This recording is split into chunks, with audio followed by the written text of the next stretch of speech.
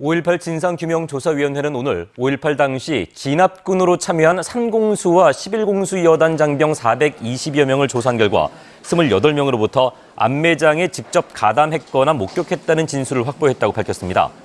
진상조사위원회는 또 전남대학교 이학부 뒷산과 광주교도소 등 7군데를 유력한 안매장 장소로 추정하고 전문가들과 함께 가능성을 확인하는 예비 발굴 작업에 돌입할 계획이라고 덧붙였습니다. 광주지검 순천지청은 설날 세뱃돈 명목으로 직원들에게 금품을 돌린 혐의로 기소된 광양의 한 농협조합장 A씨에게 직위상실형인 벌금 600만 원을 구형했습니다. A씨는 지난 2018년 2월 설을 맞아 세뱃돈 명목으로 농협 본점과 지점 임직원 등 33명에게 1인당 2만 원 상당의 금품을 제공하고 같은 해 12월에는 임직원과 배우자 등 40여 명에게 400만 원 상당의 음식을 제공한 혐의로 기소됐습니다. 오는 4월 7일 보궐선거를 앞두고 금품 제공 의혹이 제기된 지역인 더불어민주당 순천광양 구례 곡성갑 지역위원회가 진상조사 특별위원회를 발족했습니다. 진상조사특위는 최근 전남도의원 순천 1선거구의 보궐선거를 앞두고 곳곳에서 금품이 제공되고 있다는 진정과 제보들이 접수됨에 따라 관련 의혹을 조사할 예정이라고 밝혔습니다. 전라남도 의회가 야당의 한국에너지공과대학교법 제정에 협조하라고 촉구했습니다. 전남도 의회는 오늘 발표한 성명에서 에너지공대법이 지난해 10월 발의됐지만 야당의 반대로 상임위원회에 계류 중이라면서 법안이 이번 달 임시국회에서 통과하지 못하면 내년으로 예정된 개교가 늦어질 것이라며 이같이 요구했습니다.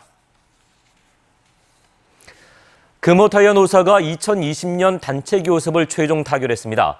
금호타이어 노사 대표 등은 광주 공장에서 조인식을 열고 임금 동결과 생산 품질 향상 경력금 100만 원, 고용안정보장 협약 등의 2020년 단체 교섭안을 최종 마무리했습니다.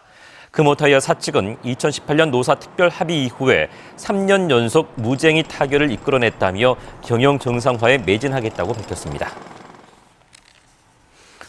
사건을 무마하는 대가로 금품을 받아 파면된 경찰관이 징역형의 집행유예를 선고받았습니다. 광주지방법원 형사 11부는 지난해 5월 광주 지역의 한 동전 노래방에서 일어난 절도 사건을 내사 종결하는 대신에 현금 250만 원을 받은 혐의로 기소된 전직 경찰관 A씨에게 징역 10개월에 집행유예 2년과 벌금 500만 원, 사회봉사 120시간 등을 선고했습니다. 재판부는 높은 청렴성이 요구되는 경찰 신분으로 뇌물을 받고 공문서를 허위 작성해서 죄질이 나쁘다면서도 A씨가 200만 원을 반환했고 범행을 인정하고 있다며 양형의 이유를 밝혔습니다.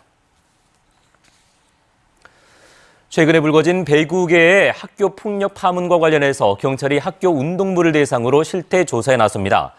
광주 광산경찰서는 다음 달 10일까지 운동부를 운영하는 관내 학교 28군데에 학교 전담 경찰관을 보내 학교 폭력 피해 실태를 조사하고 피해 발생 시에 신고 대응 방안에 대한 홍보 활동을 펼칠 예정이라고 밝혔습니다.